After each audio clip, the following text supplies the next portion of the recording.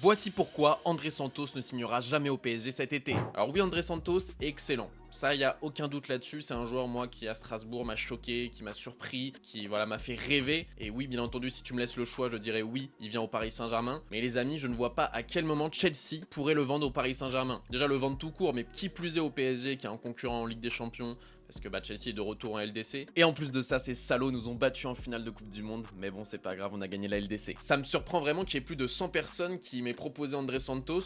Que vous le vouliez, ça je comprends. Que vous trouviez ça réaliste, ça me surprend.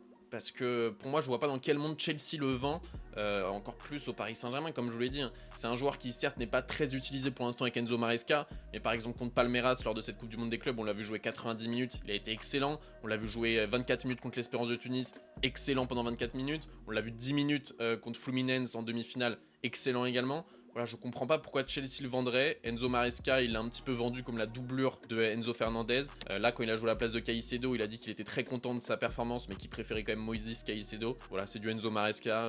C'est un management assez bizarre. Pour moi, il n'y a pas un monde où André Santos part de Chelsea. Surtout s'il quitte Chelsea pour venir au Paris Saint-Germain sans être titulaire, quel intérêt pour lui, tu vois, autant aller signer dans un club où il serait titulaire, ou alors rester à Chelsea, le club qui lui a donné vraiment sa chance et qui l'a prêté à Strasbourg.